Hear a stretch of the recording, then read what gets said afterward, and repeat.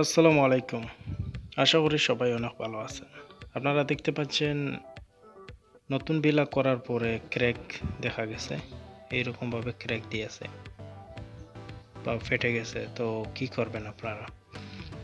তো একটু বড় করে এভাবে হাতুড়া দিয়ে ভেঙে নেবেন। যেহেতু ওইখানে আমরা জয়েন্ট টেপ যেটাকে বলা হয়, জয়েন্ট টেপ এবং জিপসাম দিয়ে সুন্দর করে ফিনিশিং দেব। এরপরে ওইটার উপরে পেইন্ট করব, সেম পেইন্ট।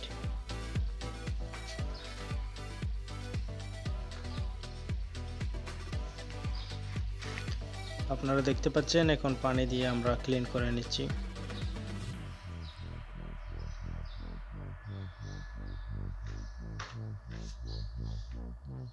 দেখুন আপনারা কত সুন্দর ক্লিন হয়ে গেছে। এখন আমরা জিপসাম পাউডার এবং টারাকো ফাইন, যেটা এই দুইটা মিক্স করে, জিপসাম পাউডার প্লাস টারাকো ফাইন, এই যে হচ্ছে টারাকো ফাইন ম্যাক্স স্প্রে,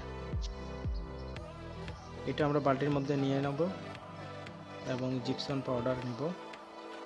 তো দেখুন এই যে বালতির মধ্যে নেওয়া হয়ে গেছে। এই যে হচ্ছে জিপসাম পাউডার, এই হচ্ছে জিপসাম পাউডার।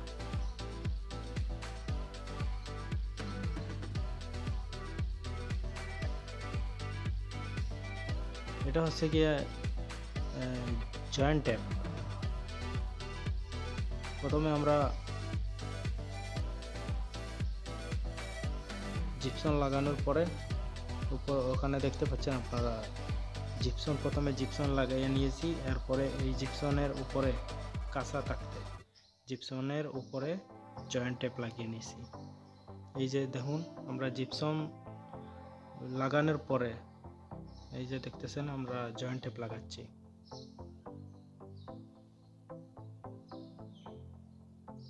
এর উপরে আমরা আরো দুইবার মারব, যেহেতু ফিনিশিংটা সুন্দর আসে। পেইন্ট করার পরে যেহেতু দেওয়ালে জয়েন্ট এখানে ছিল, এরকম কিছু না বোঝা যায়, এর জন্য আমরা আরো দুইবার মারবো। এইগুলা শুকিয়ে যাবে খুব তাড়াতাড়ি, কারণ জিপস মিক্স করা হয়েছে।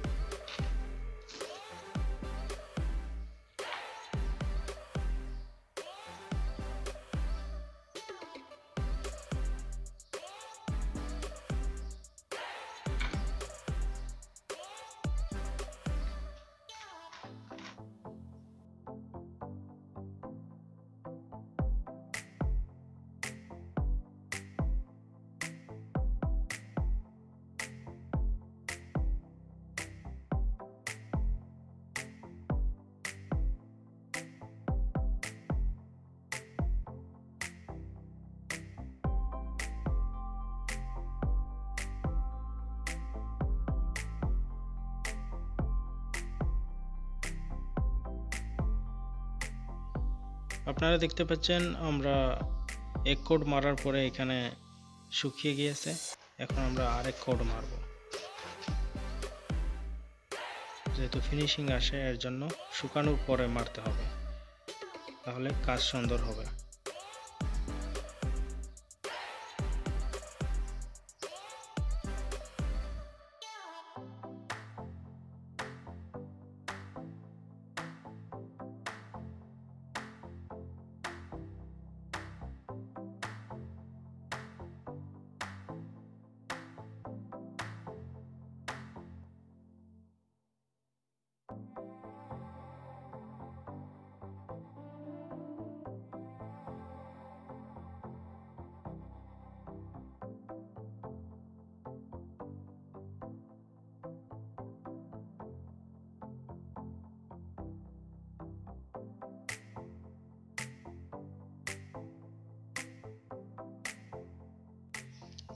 আপনারা এখন একটু খেয়াল করেন, এই যে এইভাবে মারা হচ্ছে, এইভাবে করে মারতে হবে, তাহলে লেভেলটা বরাবর হবে, কোনো সেন্টারটা উঁচা হবে না।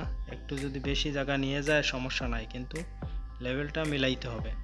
সাইডে এইরকম করে মারলে ওই দেওয়ালে আর এটা লেভেলটা মিলে যায়। তাহলে আর জয়েন্ট করে ওখানে বোঝাই যায় না। এইভাবে দোনো সাইডে দোনো পাশে আপনারা এইভাবে আপনারা যেভাবে দেখতে পাচ্ছেন এইভাবে মারবেন, তাহলে ফিনিশিং আসবে।